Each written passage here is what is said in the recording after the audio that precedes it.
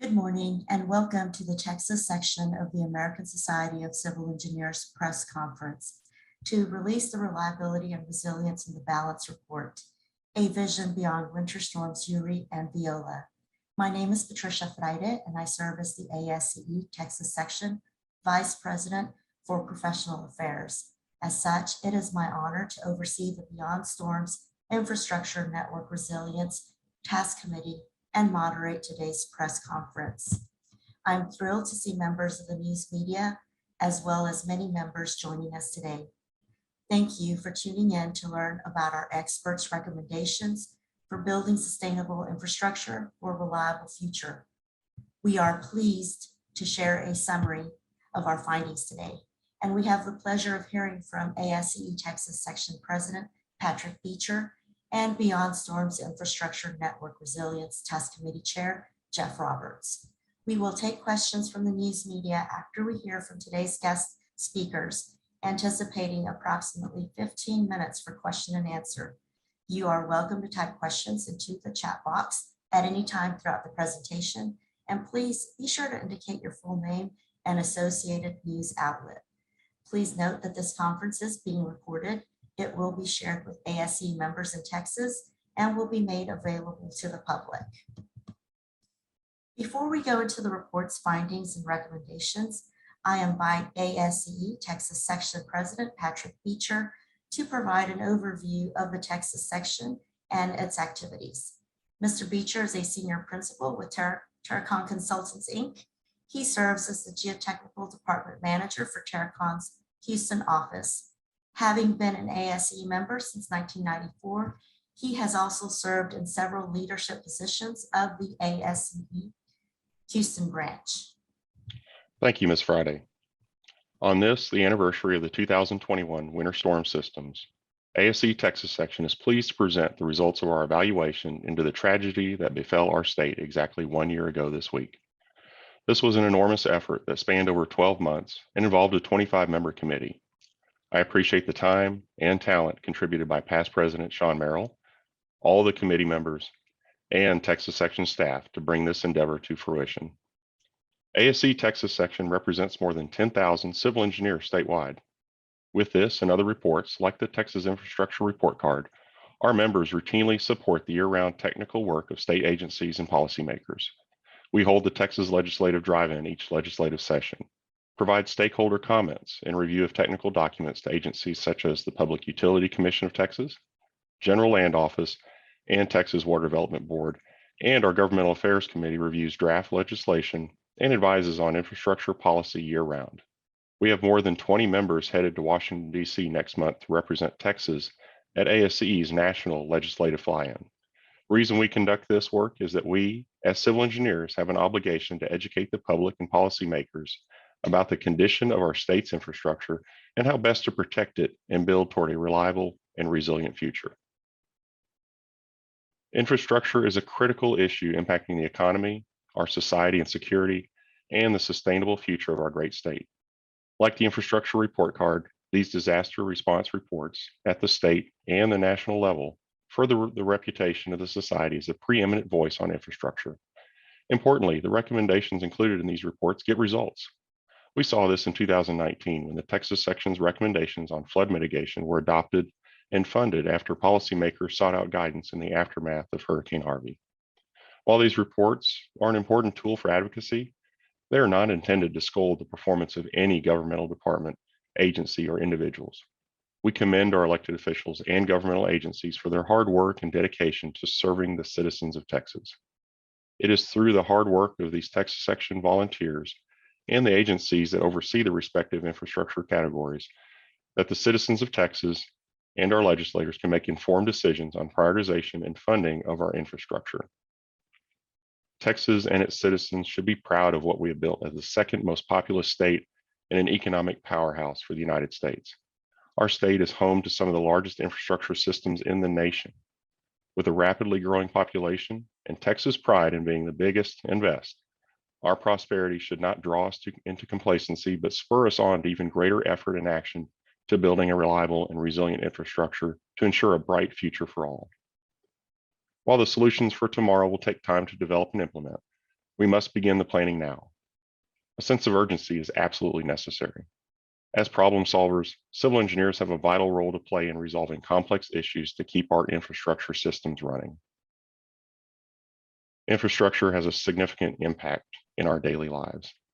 Too often, we take it for granted and simply expect it to work until it doesn't. Today, ASCE Texas section is proud to provide a snapshot of our analysis into the chain of events that struck our state February 13th through the 20th, 2021, along with the recommendations in building a sustainable infrastructure for a reliable future. So let's hear more about the report. Mr. Beecher, thank you. We appreciate your time and your leadership. Without further delay, I'm happy to introduce ASCE Texas Section's Beyond Storms Infrastructure Network Resilience Task Committee Chair, Jeff Roberts, to share our findings and recommendations for a more reliable and resilient Texas. Jeff has 38 years of global experience in the energy, water, and wastewater fields. His career includes technical and commercial experience with several Fortune 500 energy corporations and private equity owners, including international leadership assignments, developing and operating energy infrastructure, and building and managing energy origination and trading businesses in North America, Europe, South America, and Asia. As Beyond Storms Infrastructure Network Resilience Task Committee Chair, he oversaw 6 subcommittees comprised of 25 members across the state with decades of expertise. The committee was responsible for assessing relevant data and references, consulting with other technical and industry experts, developing summaries, and formulating recommendations based on the data collected. We are especially grateful for the countless hours Jeff and his committee members volunteered. Good morning, and thank you, Patricia. My name is Jeff Roberts, and I'm the chair of the Texas section of ASCE's Beyond Storms Task Committee. As we stated earlier, we're a committee of about 25 engineers from across the state of Texas that volunteered their time and effort over the past 12 months to try and unravel some very complex questions about Winter Storm Uri and Viola, and develop proposed solutions so we can take actions to avoid these problems from recurring. Our report is titled Reliability and Resilience in the Balance. With any large and complex problem like this one, it's easier to start with some key impacts and preliminary findings to help frame the rest of the story. More than 200 Texans lost their lives. There were $200 to $300 billion of economic impact across the state of Texas. To put these amounts in perspective, this is substantially greater than either of the 2 most costly hurricanes in US history, Harvey at approximately $145 billion, and Katrina at approximately $161 billion. Some other preliminary findings to understand: most discussions focus on just Winter Storm Uri, but in fact, there were 2 winter storms, Uri and Viola, not one, that worked together as a storm system. In 2019, Texas spent about $37 billion on electricity, the equivalent of an average of around $101 million a day. During the Emergency Energy Alert, or EEA, in February, ERCOT was dangerously close, in fact, only about 4.5 minutes away, to a complete grid failure. We were fortunate in that we only experienced a partial grid failure. Our analysis concluded that the failure of the electric system was directly and indirectly a material contributor to the economic harm and human tragedy from these storms. The storms uncovered many issues, but most of those issues extended far beyond the storms themselves. Key takeaways: these impacts from Uri and Viola, combined with the preliminary findings, deserved a comprehensive response to prevent recurrence. This is why the Texas chapter of ASCE came together and formed a team of engineers to begin working on this issue while the storm was still raging outside their homes. After 12 months and countless hours of work, we are now releasing our findings and recommendations. Reliability and resilience. These two issues are at the heart of our findings, and it's important to understand them. What is reliability? In simple terms, it's having access to the electricity that you need when you need it. It's binary. It's like a light switch. It either works or it doesn't. The increasing electrification of Texas makes each of us even more dependent in our businesses and in our homes on the systems that supply us. This increases the need for both reliability and resilience. So what's resilience? Think of it as the equivalent to a backstop to reliability. It's a measure of the robustness or strength of the system to absorb shocks or stresses. Such a robust system must be in good condition, and either it continues to operate through a shock or stress, or if it does fail, it quickly recovers and operates again. Resilience requires physically stronger infrastructure configurations and institutional resourcefulness to adapt and respond to challenges.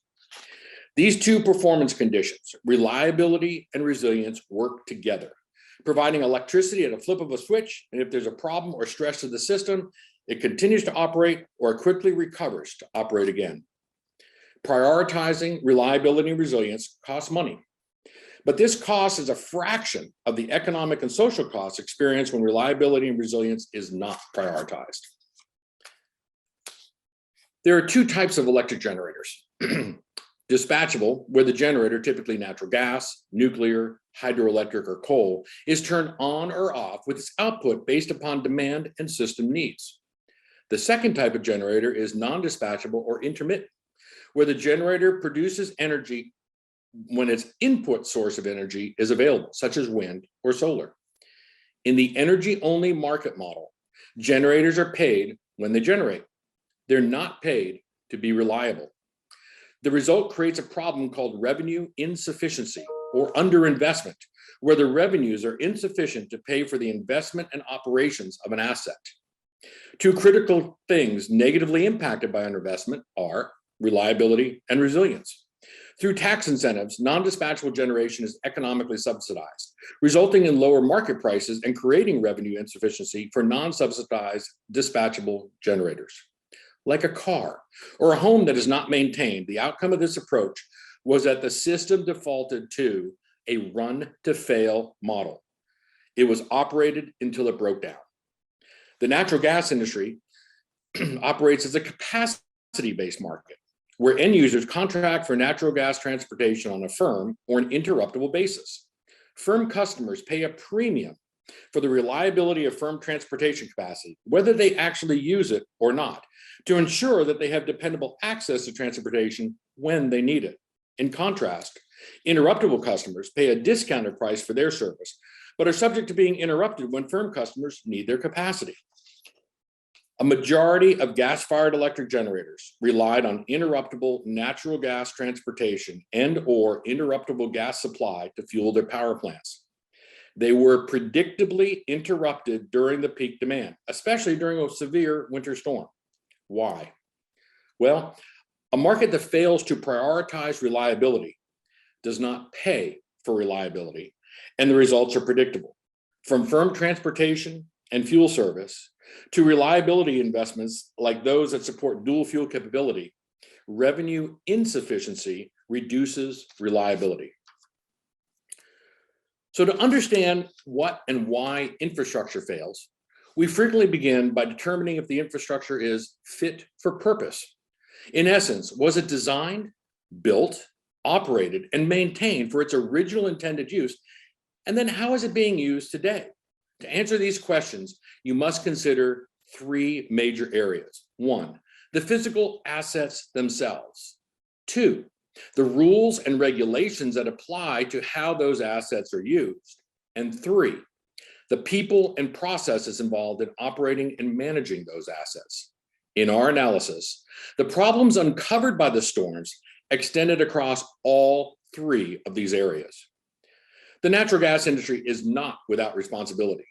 The industry failed to adequately protect its production facilities from severe weather conditions, and over time, significantly increased interdependence on the electric system without mitigation. Interdependence. That occurs when a sector of infrastructure is dependent upon another infrastructure sector for performance. It can be one way, like the water system depending upon electricity for pumping water, or it can be two-way, like when the electric industry relies on the natural gas industry for fuel supply and transportation, while at the same time, the natural gas industry relies on electricity to run and maintain its production operations. Increasing interdependence increases the fragility of the network system, and in the case of winter storms Uri and Viola, led to a cascading series of failures, like dominoes, across infrastructure sectors. Growing interdependency between infrastructure sectors is making the system less reliable. The good news is that interdependence issues can generally be mitigated through thoughtful and relatively modest investments and planning. Networks and sectors, what's the difference? When we considered the types of problems that the storm revealed, we found that they generally fell into one of two areas. They were either one, sector-specific issues. These are issues that reside largely within the physical boundaries of the infrastructure itself, or two, they were network-driven issues. These are those issues that cross boundaries between infrastructure sectors or reside between sectors. These network-type issues are often more complex and far-reaching. The network team developed 5 recommendations. Number 1, invest in black start generation to ensure reliable and resilient fail-safe backup power. I'll provide some further context on why this is our number 1 concern. Number 2, restructure regulatory flaws negatively impacting dispatchable generation reliability.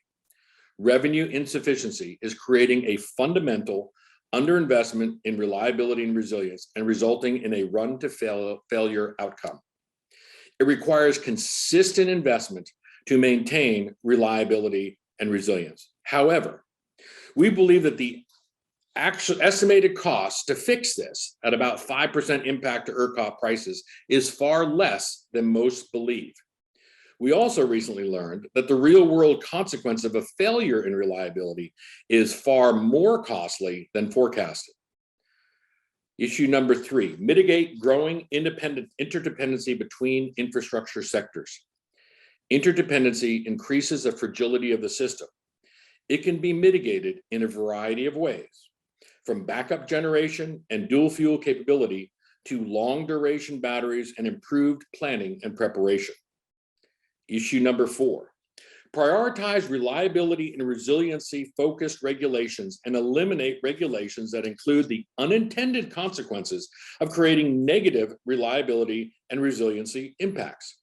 Regulations should be validated against reliability and resilience impacts to ensure that they are aligned. They should support revenue sufficiency, encourage interdependence mitigation, and support validation that regulated entities can actually reliably administer severe storm plans. Lastly, number 5, replace process and model biases and the reliability sacrificing pursuit of short-term price reductions with an investment in reliability and resilience in a prioritized culture. Simple solutions, for example, sports teams, nuclear plant operators, and our military regularly practice.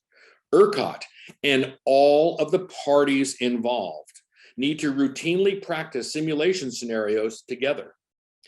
Models and assumption biases need to be mitigated, and scenario planning needs greater stressing. ERCOT's middle name is reliability, and customers in Texas expect it. Black start generation. So how does the grid start? Well, it starts with generation. Electric generators have a lot of rotating equipment, things like pumps and compressors that need to be running in startup mode. Under normal operating conditions, these generators rely on pulling power from the grid when it is starting up. Think of it like a jump start for your car or a defibrillator for your heart. Black start conditions occur when the entire electric grid has lost all power and there is no load on the system. All the power plants have shut off, and hence all of the lights are out. When the grid has failed and gone down, it relies on supply from dedicated, fail-safe backup resources called black start generators to restart the grid in isolated areas. The problem is that it could take weeks or months to restore the grid if these aren't operating. In the aftermath of the storm, we understand the tremendous impact of even partial shutdown that lasted a matter of hours. Imagine if instead of 4 or 5 million people out of power, imagine it was 26 million and it was full shutdown lasted for weeks or months. Restoration is further complicated by interdependence, like gas and the electricity interdependence. We discovered that there are 13 primary and 15 secondary for a total of 28 black start generators in ERCOT that serve the system as fail-safe, providing emergency backup to the system in the event of a worst case scenario. However, 9 of 13 primary generators experienced an outage during the storms. 12 of 15 secondary generators experienced force outages during the EEA, and 18 of 28 units rely on a single fuel source, natural gas. There's a serious problem when greater than 70% of units had problems and issues due to revenue insufficiency and a failure to address interdependence mitigation actions. These risks are not going away, and the consequences of failing to address this issue are dire. There are several themes that come from our individual infrastructure sectors that either echo the network findings or are similar to most other sectors. For example, there's a need to harden facilities for weather extremes, including selective redundancy. Reduce the interdependence risk of critical components and take steps to ensure continuous situational awareness of networks. Greater preparedness in advance of storms, complemented by risk reduction planning scenarios. Lastly, communication. Greater education outreach in advance of storm events to public and governmental agencies on severe weather preparedness. The executive report will cover summaries of the recommendations for each of these essential infrastructure sectors, including water, wastewater, and stormwater, telecommunications and fiber, electricity, energy, and transportation. Patricia, back to you. Jeff, thank you very much for the insightful presentation of the report's findings and recommendations. Please accept my sincere gratitude on behalf of ASCE for all the hard work you and the committee have done. Your commitment, determination, and effort have been exceptional. Your cooperation within the committee has been truly outstanding, and collectively the committee has achieved first-class results. Congratulations on your success, and ASCE is proud of your accomplishments. Please indulge me a couple of seconds for one final expression of gratitude. It would be very remiss of me not to also thank the ASCE staff for their endless support. Thank you very much. It is now time for a brief question and answer period. Are there any questions? Please enter your questions into the chat box of your Zoom window, please.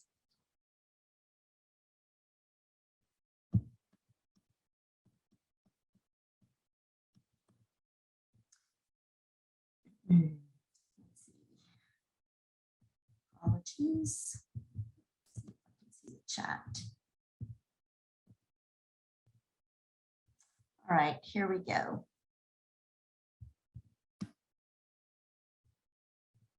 All right, we've got a question.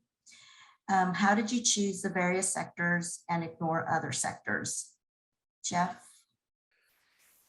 We made a very conscious decision that we couldn't cover the world. So we selected those essential infrastructure areas that were the most greatly impacted for the storm and that touched the majority of lives in Texas. And those were the 5 sectors that we selected. Thank you, Jeff. All right, we've got another question. I want to just remind everyone, if you could let me know your affiliated sector. We've got a question from Mr. Mose Bouchelet with KUT 90.5. His question is, how much of these recommendations do you think have been adopted by state government yet? That's a great question. And I think it's an important one. These are complex problems and they often require complex solutions.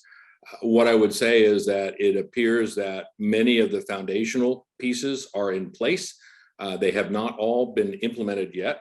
However, we see certain evidence of clearly a recognition from PUCT or ERCOT board members that have recognized that R&R, their shortened version of reliability and resilience, are the number one issue and the number one focus area. So I believe that those things are already resonating through the system. And now the devil's in the details. It takes a lot of work, a lot of investment planning, et cetera, to implement these things. And it's underway, but it has not yet been implemented fully. Thank you, Jeff. Got another question in the chat box. This is from Engineering News Record, CJ, and I cannot attempt your last name, apologies, Schneider, maybe. The question is, how can the construction industry assist in providing solutions for the issues identified in this study?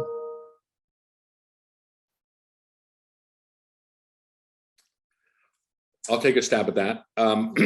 I think, because there were so many points where we found weaknesses in hardening of assets, hardening of capabilities. I think there's every single one of these infrastructure sectors could use insight into what other things should they be thinking about, what other steps should they be taking. And so I think there's an opportunity to help develop solutions that take those into account, and certainly looking to the private sector to support the public sector in these types of investments and this type of thinking would be very, very helpful. Good. All right, let's see. Whew. Now they're coming through pretty fast. Let's see if we can. All right. Here's an emailed question. I see on your website that you filed with the PUCT last September.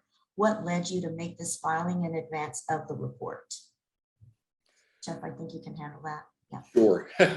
We were obviously in the middle of the report, and a lot of information was coming together.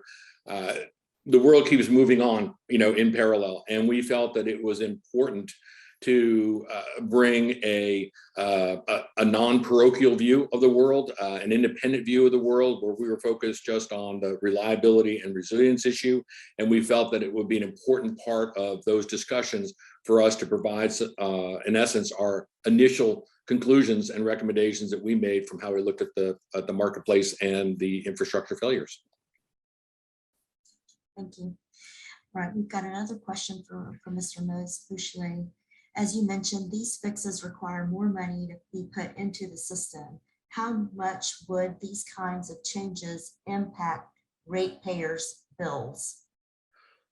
That's a terrific question. And it's one where I think as we look through the information, data was all over the place. What we try to do was take a look at comparable markets. We were set up to look at it from a holistic, a high-level perspective. We believe, based upon that assessment, is that we could have a significant improvement to reliability and resilience with an impact of less than 5% in overall prices, far less than what I think people expect. But I think also at the same time, that is an investment that's needed. It's also something that I think now we have a much better understanding of the consequences of not taking action. And I think the two together, that it's a relatively modest investment on a relative basis, and the consequences of not doing it are much greater. I think that's a good stewardship of capital. Agreed. Thank you. We've got another question from Daniel Marin with KXAN. What are some specific investments you think should be made when it comes to black start generation? Again, a terrific question. When we looked at the black start generation, we saw a variety of things. I think one, they need to make sure that they are adequately invested in making those systems as reliable as they can be. Sometimes that will be capital improvements. Sometimes that will increase the flexibility of the units. Those are, again, relatively modest, but you have to maintain that. It's rotating equipment. It's got a lot of moving pieces to it. The other key piece, I think, is looking very hard at the potential of ensuring that they all have dual fuel capability. Certainly with fuel storage on site, typically that would be liquid fuel storage. And then I think the other aspect of that is absolutely demanding and expecting that those units perform in kind of a top decile performance and availability, et cetera, so that they are working when they are called upon. A variety of these things have been done elsewhere, in the world. These are, again, relatively modest investments, and it would really go a long way to help making these units more sufficient or more effective. If they can't meet those types of standards, then they should be getting replaced. It's that simple, because it's too important an aspect of serving the public to let it go for less performing assets. So let's see, there's a follow-up question from Mr. Daniel Marin at KXAN. How pricey could some of those modest Black Star investments be? Okay, so we looked at a variety of different ones. This may be one that's appropriate for a more detailed conversation afterwards. But in essence, there are a variety of studies that indicate that you can convert to dual fuel capability for something like in a reasonable range. However, it's specific to each one of those units, and so you get lost in the details very, very quickly. It's also what other infrastructure is already there. Can we repurpose it? Do we need all new? And so at each location that needs to be looked at hard, but it would be in the scheme of the 5% increase, there isn't a huge amount of assets in these Black Star generators. So it would be a relatively modest one, and I'd be happy to follow up with some more specific information after this. Sounds good, Jeff. Thank you very much. Let's see. All right. So we've got another comment from Mr. Mose Bouchelet. Says, I understand climate or environmental considerations are maybe outside the scope of the study, but renewable incentives are in place to encourage cleaner energy generation. How can the grid balance efforts to decarbonize with reliability concerns? Again, that's an excellent question, and it was beyond what we looked at. But I think one thing to consider is so many times people think of renewable, it's a all or nothing, or a traditional generation, it's an all or nothing. We're in a transition phase, and I think one of our challenges is figuring out how do we do this transition in a way that does not sacrifice reliability and resilience during that transition. There are a lot of smart people who can help develop those types of solutions that I think allow that type of thing to happen. With renewable generation, it often puts greater burdens on dispatchable generation to make up if there's a shortfall. That requires those dispatchable generators to be more reliable, to be able to start faster, to be able to respond over a wider range of operations. And all of that is part of this transition of the energy infrastructure. So I don't think that there's a right or a wrong. I think there's a question of how do we make sure that the systems are complementing each other as they transition. Thank you very much for that, Jeff. I'm not seeing any additional questions in the chat box. Once again, if there's a question, please enter it in the chat box.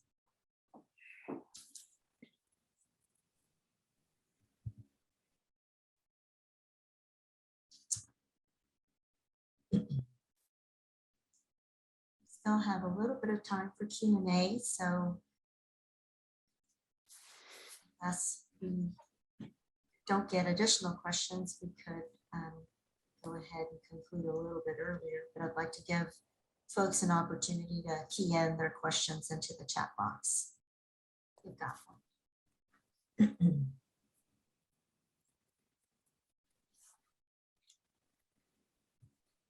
All right.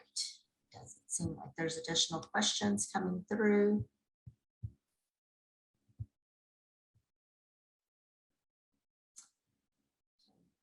Give it just a couple of seconds here. Oh, here's another question. It's from Mr. Mose Bushley. Was there any consideration given to tighter oversight of the natural gas market in Texas? The simple answer is yes. In our recommendations, in the more detailed recommendations, you'll see we do make some specific recommendations that, in our view, that the production side needs to invest in greater winterization.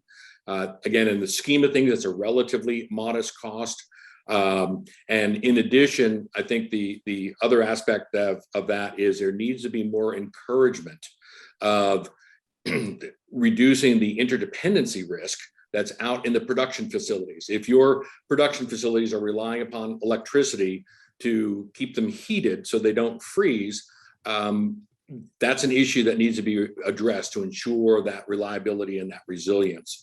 And so our encouragement to Texas Railroad Commission is to be encouraging and supporting that type of thinking, that type of investment to ensure that we have the reliability out there. I think that the other issue is that there was a lack of clarity. Some filed for critical load authorization, some actually filed to be able to be interrupted for lower rates. That all needs to be worked out, is in the process of being worked out. And then there need to be responsibilities on all sides. If somebody is buying interruptible supply or interruptible transport, there shouldn't be a surprise that they're being interrupted. At the same time, if you're making a firm obligation, then that also needs to be recognized as well. And I think there's another piece in the gas market. In the last decade, there's been a tremendous increase in exports of natural gas through LNG.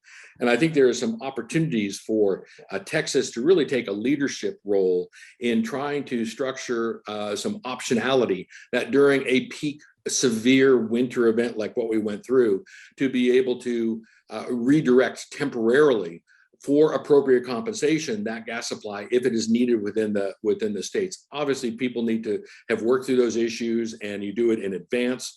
You hope you never have to pursue those options, but you want to have reliability built in. You want to have options, things that you can call upon, and people supporting that because they're being compensated appropriately for that. All of that goes into this increased efforts by the natural gas industry to I think better integrate and better come up with solutions to support the electric industry, including where the Texas Railroad Commission is overseeing them. Mr. Bushley, thanks everybody. So if there are no additional questions, I think we're just going to go ahead and move to conclude a little bit early. So, but before we do that, I would like to just go ahead and reiterate a key takeaway, which is the impacts of winter storms Uri and Viola, combined with our preliminary findings, deserve a comprehensive response to prevent recurrence. Thank you again for joining us today to learn about our findings and recommendations. It was a pleasure to share a summary of our discoveries with you. And please don't forget, the full report is now available on the ASCE Texas section website at www.texasce.org/beyond-storms. And we are happy to schedule follow-up interviews or group presentations. If we are unable to answer your questions today, please reach out to our media contacts, Jenny Peters and Kevin Longley. This concludes today's press conference. Thank you.